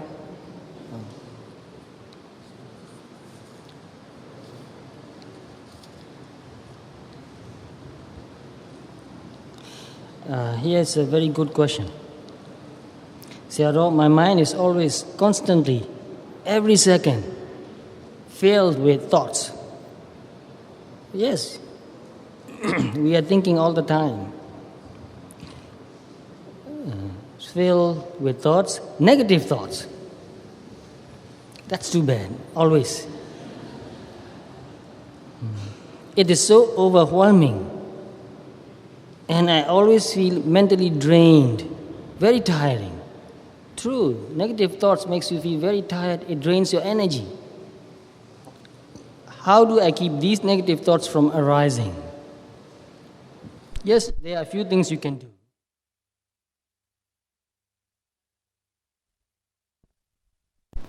So, I also think quite a lot. When I was younger, I was a compulsive thinker. That doesn't mean that what I think or what I thought were useful. So when I learned to meditate, I told my teacher that I keep thinking all the time. It is very difficult for me to stop thinking. I've trained myself to think so much that it went to an extreme. So my teacher said, well, you can learn to stop thinking. I told my teacher that I like thinking, and I think thinking is important, thinking is useful, and we need to learn how to think well. And my teacher said, yes, it is important to think well, but it is also important how to learn not to think anymore, how to stop thinking, which is really true. So he taught me to meditate, to breathe deeply. So when you do something with all your energy get absorbed in that work. So at that moment, you can't think. So whoever who has asked this question, I want to advise you, meditate. But since your mind thinks all the time, breathe very deeply and pay attention to that breath. When you very deeply, you can pay attention because your mind cannot escape, cannot run away.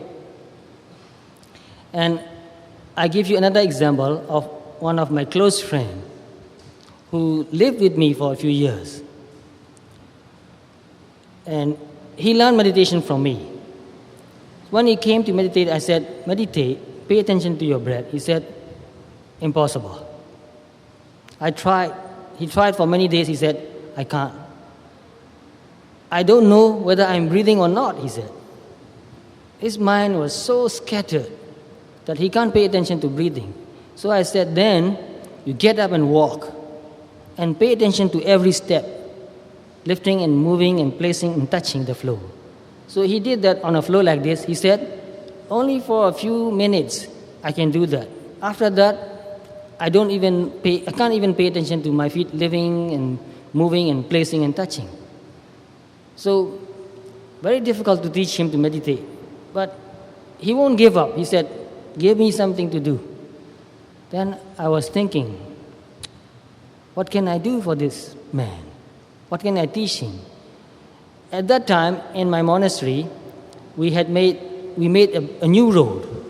So you level the road and put crushed stones. Do you call that stones or rocks? Crushed, so very sharp edges on the road. So I said, go and walk on that road. He really took my advice. He went and walked on the road. He said, oh, it hurts so much. Good for you. Pay attention. He said, oh, I can't help paying attention. It hurts so much.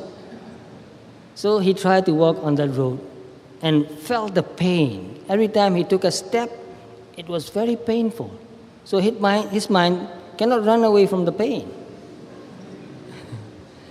And gradually, after doing that for many days, he developed some concentration, and he was able to walk on a smooth flow and pay attention to that too. And he worked very hard for many years. And after a few years, he became very, very good meditator. He can watch everything happening in the body, even the pulsation at the tip of the finger. And he can pay attention to every thought. So he said, no matter how subtle a thought, I know even before it's coming, I know that it's coming. So you can train yourself to do that. You need to be persistent. Persistent. Keep doing it and doing it and doing it. So if you cannot meditate on something like breathing, find something that hurts and pay attention. Paying attention is meditation. It doesn't matter what you pay attention to. Like say, you press your hand like this with your fingernail. What will happen? Oh, it hurts. So your mind cannot run away. But don't do that too much. You can cause permanent damage. So, persistent is important.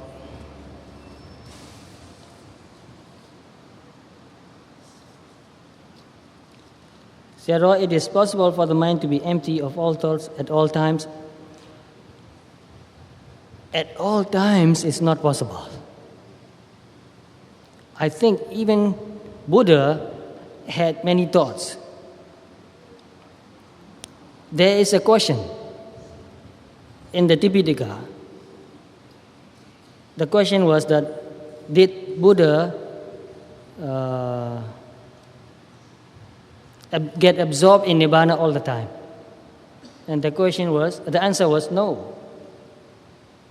When Buddha gave a Dhamma talk, he had to think. Not hard, because Dhamma is natural for the Buddha.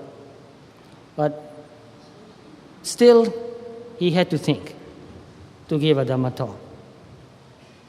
So one cannot function in daily life without thinking anything at all. So we need to think. But we also must learn to meditate and stop thinking. We also must learn to cultivate a very quiet mind. Very quiet. Thinking is noisy. So when you stop thinking, your mind becomes really quiet. We must learn to do that. But we must also learn to think mindfully. Can you do that? Do you think it can be done? So I will give you an example, an instruction. Buddha said, when you are talking, talk mindfully. What is the difference between talking and thinking? There's only one difference. When you talk, you make sounds. When you think, you don't make sounds. But the same mental process. Identical mental process. The only difference is when you speak, you make sounds from your mouth. So thinking and speaking are not much different. So you can talk mindfully, therefore you can think mindfully. And you can read mindfully, you can write mindfully too. The same mental process. Or is it normal for the mind to be filled with thoughts, unnecessary chatter? For ordinary people, this is what mostly they do. Chatter in the mind.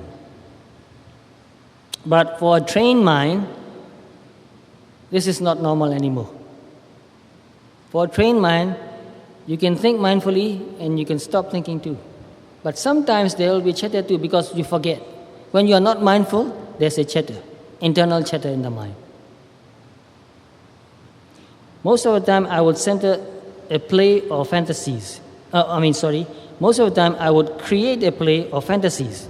I would be actually holding conversation in my mind. Is this normal? Yes, normal people do like that. This is also a function of the mind, and in some ways, it is useful too. Play or fantasy is normal for people. Children have a lot of play, a lot of fantasy. That's why we have books on fairy tales. What are fairy tales? Fantasies. place. But it is necessary for a young person to have that kind of thought. And in some cases, even older people, it is necessary. Useful, I mean, to have a playful thought. Because those who are creative are very playful when they think. They just imagine something and create some ideas. So in a worldly sense, I mean, it is useful. But when you want to practice meditation, you must not let your mind to drift away into fantasizing most of the time. So although it is normal for people to have fantasies, not all fantasies are useful. I do have fantasies too. And in some cases, I even teach that people need to learn to daydream. Really? Some people are laughing. Well, daydreaming that you are doing something good is good. It motivates you to really do something good. Can you agree with that? I daydreamed when I was young that I was a monk. And later I became a monk. If I never dream of becoming a monk, do you think I will become a monk? Because in those days, it was unthinkable for me to become a monk. But it was possible to dream. I dreamed that I was in a forest, in a quiet and peaceful place, meditating, and I was in deep samadhi, very peaceful. And one day my dream came true. So dream of good things. It's good and useful for you. I don't know who asked this question, but it's a very good question.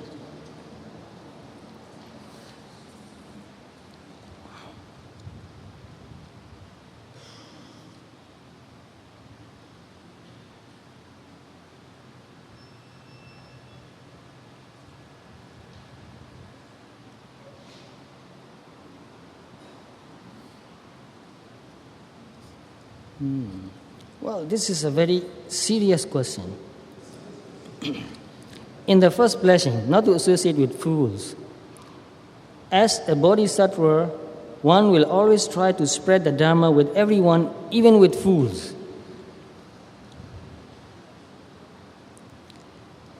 In the Pali text, I read a story about a man who went to the Buddha. And he was walking, so he was carrying a walking stick.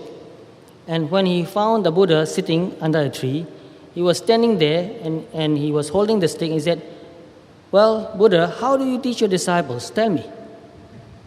So Buddha was very kind.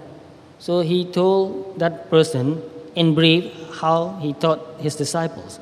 But he did not really go deeply into the answer, because Buddha knew that this man is not ready to receive. So when you know that a man is not ready to receive, if you force to give something, that person will get angry and upset and even harm you. So sometimes you have to be very patient, even though you are compassionate, even though you know that if that person learns the Dhamma, he will be happier. But if that person is not ready, you cannot force him to listen to the Dhamma or practice the Dhamma. So when a person is not ready, don't force him. Don't go and give a long Dhamma talk. It's not useful. And in the Pali text also, Buddha said, when you teach Dhamma to a person who is evil, that evil person will harm you even. Dear Bande, I'm working for McDonald's. Great. I work honestly, professionally. I always try to practice the Dhamma, try to be mindful and to control my greed and negative qualities. But I work for McDonald's, a company, a structure that promotes greed and consumerism. Well, when you want to make money, you have to persuade people that what you are selling is good for you. good for them. That's the way we do business. But I don't think McDonald's is stealing or lying. I don't think so. A company, a structure that promotes greed and consumerism. How should I cope with this? What can I do to control this social greed? When you watch commercials in television shows, all the shows, all the people who produce the show, create the shows, has one thing in their mind. They want you to believe that what they are promoting is good for you. Maybe true, maybe false. They may be lying. Because if you don't do that, you can't do business. Very difficult to do business. So since you are working for a company and you are doing your job well, serving the customers, you are not responsible for the company. You are not responsible for what they do. Because they are selling food. If they are selling poison, then you are also responsible. They are selling food, they are making money. And there's nothing wrong if they make profits. So don't take that so seriously. Don't sell poison, don't sell liquor, don't sell arms, don't sell human beings for slavery, don't sell animals to kill.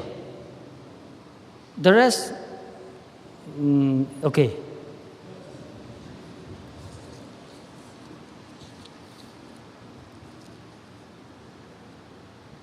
Venerable, you come from a predominantly Buddhist country. Why has suffering in your country got worse over the years in spite of Buddhism being the key religion?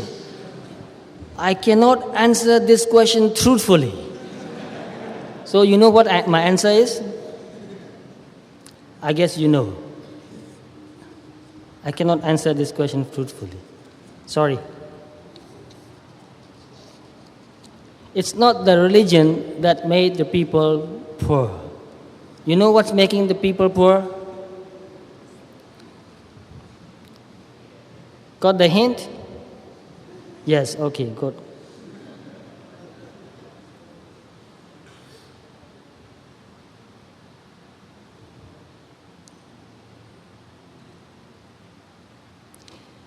Oh.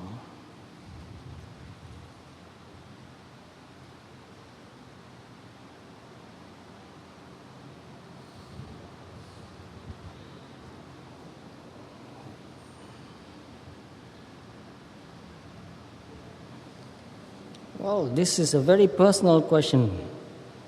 Would that be possible to brief us on your journey in becoming Buddhist? I must tell you why I became a Buddhist.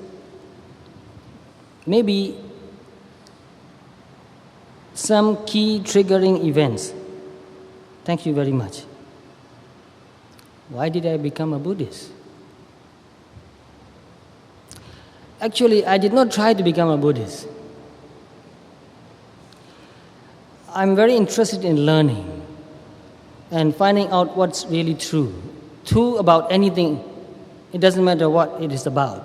So when I was younger, I read a lot of science books. And whenever I find out something true about anything, about a plant or about an animal, or about the planets or about a star, I feel very happy and I like that very much. To know a truth, any truth, is good. So when people told me about religion, about many religions, because I was exposed to many religions since I was very young. Because in the community where I live, that community was multicultural community. There were Christians, and there were many different kinds of Christians too. There were Hindus, Sikhs, Muslims, and Buddhists, and many other religion people too, with different religions. So I was exposed to many different religious ideas. And one religion say this, another religion say another thing. So I said, who is right? I want to know who is right. I want to know the truth. So I started reading more and more religious books, books on Dharma, books on religions. And the more I read, the more I got very confused. Then I said, well, I'll leave religion for a while and started reading philosophy because I thought that in philosophy I can find truth. So I read many philosophy books and the same thing happened to me. Materialistic philosophy and spiritualistic philosophy, there are many different kinds of philosophy. And Marxism. So I thought, well, I can't decide what is true. Then as I grew up, I learned to practice whatever I can. So my attitude is very experimental. I want to experiment with whatever I know. So when I get a seed, I'll go and put that in the soil and make the plant grow and see how the plant grows. So I have many chickens. I want to see how the chicken come out of the egg. So I wait every day and watch. Then one day I saw the chicken came out of the egg. It was so amazing. So I want to experiment with everything that I can. So when I read Dhamma books, I experimented with meditation. So I did not become a Buddhist and later meditate. I meditate first and later I became a Buddhist, so to speak.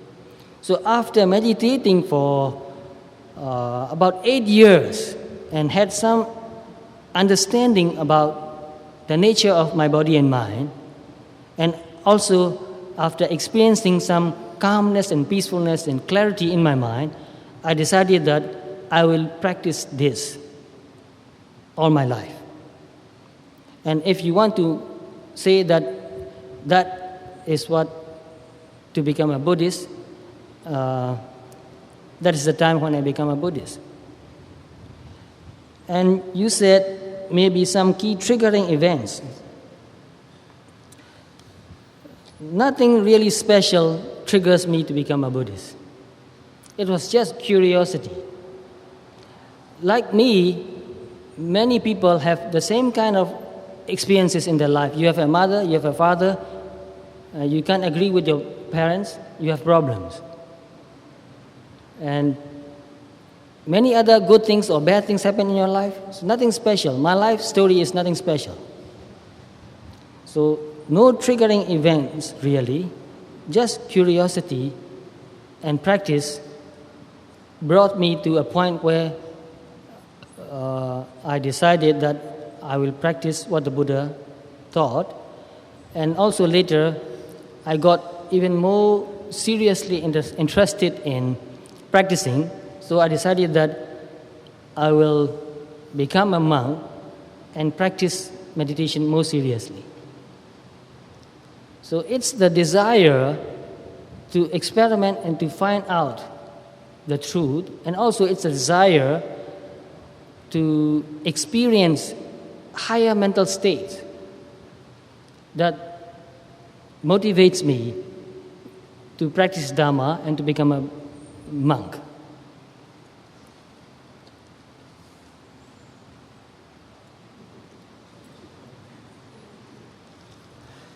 And in the same piece of paper, there's another question.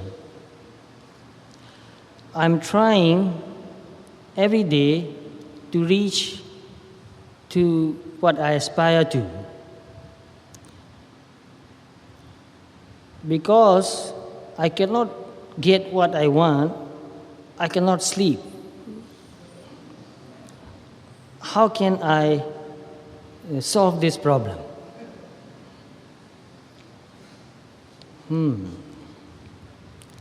To accomplish something, we need some time. We need skill also. Sometimes, because we don't have enough skill, we have to work very slowly. For example, to read a book, we need to spend a lot of time. For me, for example, I want to read Pali books in Pali language. So I had to spend many, many years to learn how to read. So whatever you want to do, you need to have enough time and you need to have enough skill to do that. So as you keep doing, you'll develop your skill. And when you develop your skill, what you want to do will become easier and easier. and you can accomplish that. So, for example, Buddha aspired to become a Buddha. You know how long it took? You can just guess. Nobody can tell. It took eons, worlds and worlds to become a Buddha. But because Buddha determined to become a Buddha, he had to go through all the developing processes for so long. So if you really want something so badly, you must work hard and you must also be patient. Keep working until you attain what you aspire to attain. There is no shortcut. But in the meantime, try to get a good sleep. Because if you cannot sleep, then you cannot work. So if you want to sleep, you can meditate, and your meditation can help you to go to sleep too. I know many people who cannot sleep well, but after they learn to meditate, they found out that they can lie down in the bed and relax and meditate and fall asleep. And I do that every day. Because if I don't meditate before I go to sleep, I may fall asleep, and after a couple of hours, I wake up again and can't go to sleep again. So, if I cannot sleep well, I cannot work the next day. Therefore, before I fall asleep, I meditate. Lying down in the bed, not sitting. Lying down in the bed, I relax my body and I wash my mind. If I'm thinking of anything, I wash that thought and I said, calm down, you can think tomorrow. Meditate. So I've been doing that for a long time. So the moment I pay attention to my thoughts, it stops. But you have to practice for a long time to be able to do that. So when my mind stops thinking, the mind became very calm, quiet, peaceful, and clear. And I pay attention to that mental state. Calm, quiet, and clear. Relax. And at that time, I tell myself, I'm going to sleep, and I will sleep soundly, and I will get up in the morning, and I set a time when I want to get up. And I've been doing this for many, many years. Therefore, I get up at the right time. Sometimes, just in case I won't get up, I set the alarm. But mostly, I wake up before the alarm goes on. So, you can meditate and learn to go to sleep well. You can do that. Do we have more time? 9:30 now? 5 minutes more. Maybe I can finish one more question.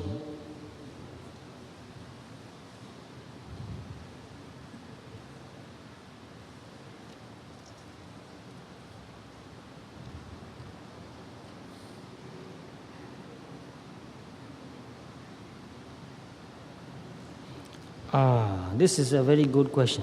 Dear Venerable, majority of us here tonight are working adults. The majority of you are working adults. We spend most part of our time in the office. What should we do in order to create good deeds and make good use of the time while we are in the office? This is a very good question. We spend so much time working in the office.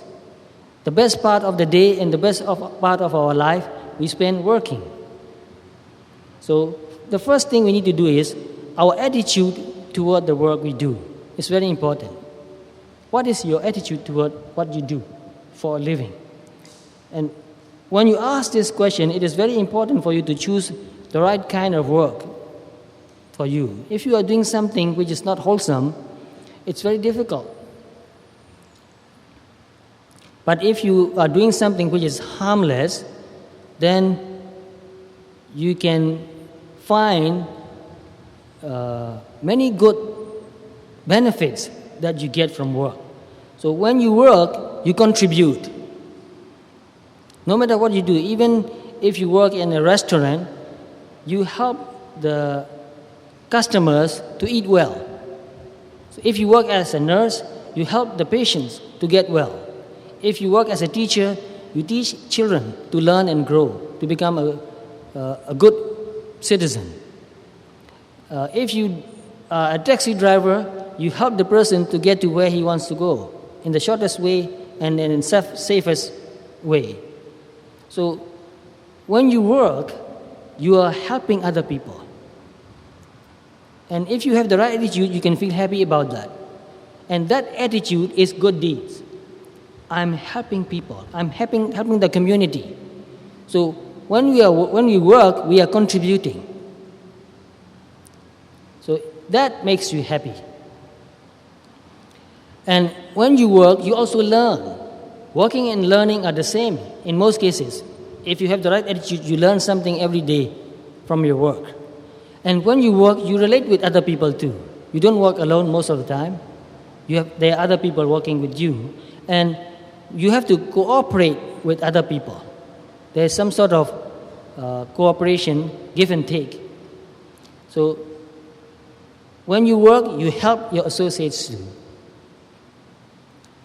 And working also can be teaching. Because when you are a teacher, especially, teaching is your work, but you're teaching another people to learn. So there are many things you do for the good of mankind when you work. So develop right attitude toward your work. And if you can work mindfully, you are meditating at the same time when you're working. This is not so easy, but you can do that. You can drive mindfully, you can even type mindfully, you can write mindfully, you can talk on the telephone mindfully. So, have you ever tried to practice talking on the telephone mindfully? You can if you want to. So, every day you talk on the telephone. And talking on the telephone is part of your job. And if you talk mindfully and also with kindness, because somebody called you, they want some information. You give them information. You give them advice. So you are helping people. So with that kind of attitude, you can make the best use of your time while working. I'm sorry, that's all the time we have for today. And I'm very interested in your questions. Therefore, because I cannot answer all the questions, I feel sorry for you. But when we meet again, ask questions. Because when you ask questions, then I know what you really want to know. When I know what you want to know, then I can give you better answers. And I learn from your questions too. That's very important. So let's conclude our Dhamma talk by reciting something from the Pali text which is very deeply meaningful. And I will say that, and please follow me, I will explain the meaning too. But first I will say that in Pali and tell you the meaning. Imaya dhammanu dhammapatipatiya bodham pujemi. By practicing according to the Dharma, we honor the Buddha. So imaya dhammanu dhammapatipatiya bodham pujemi. By practicing according to the Dharma, we honor the Buddha. Imaya dhammanu dhammapatipatiya dhammam pujemi. By practicing according to the Dharma, we honor the Dhamma. Imaya dhammanu dhammapatipatiya sangham pujemi. By practicing according to the Dhamma, we honor the Sangha.